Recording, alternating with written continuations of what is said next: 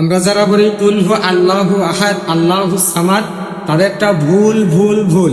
আপনারা এই যে এত কষ্ট করে এত মানুষ এসে যে এখানে নামাজ পড়তে আসছেন, নামাজ পড়তে আসার পরে যদি নামাজে দ্বারা আপনি বলেন কুল হু আল্লাহু আহাদ আল্লাহু সামাদ, তাহলে তো আপনার নামাজ হচ্ছে না, কারণ নামাজ অশুদ্ধ হচ্ছে। আল্লাহ তাআলা বলতেছে নামাজ ভঙ্গের কারণ 19টি। প্রথম কারণ হলো নামাজ অশুদ্ধ করা, কিন্তু আমরা বলতেছি কুল হু আল্লাহু আহাদ আল্লাহু সামাদ, এটা অশুদ্ধ হচ্ছে। অশুদ্ধ করে যদি এত নামাজ পড়েন, নামাজ পড়েন, তাহলে তো এইভাবে নামাজ কবুল হবে না। দেখেন কোন জায়গায় ভুল আছে, এবার আপনাদেরকে আমি দেখাই। আমরা বলি কি কুল হু আল্লাহু আহাদ, কুল না, এটা হলো কপলাম পেশ কুল আর একটা কাপলাম পেশ কুল, দুইটার মধ্যে পার্থক্য আছে।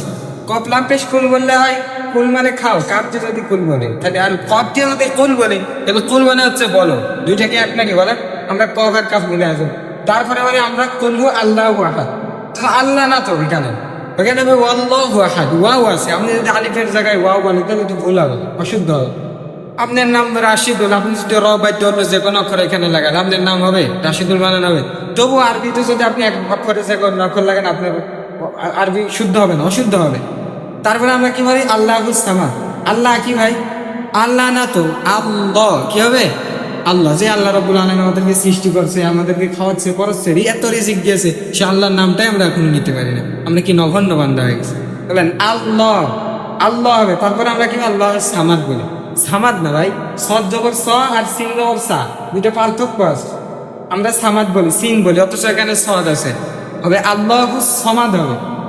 কুল হু আল্লাহু আহাদ আল্লাহু সমাদ। আর আমরা কি ভুল করে আসতেছি এতদিন ধরে, এত কষ্ট করে নামাজ পড়তেছি, এই নামাজ যদি না হয়, এই সূরাটা সব সূরা, যে কোন সূরাগুলাতে আমরা নামাজ পড়ি, যে কোরআন দিয়ে নামাজ পড়ি, এগুলো আমাদের সই শুদ্ধ করতে হবে। সই শুদ্ধ করে না পড়লে আল্লাহ তাআলা এই নামাজ কি করবে না, কবুল করবে না। কারণ আল্লাহ রাব্বুল আলামিন বলে দিয়েছে নামাজ ভঙ্গের কারণ 19টি। প্রথম কারণ হলো নামাজে অশুদ্ধ।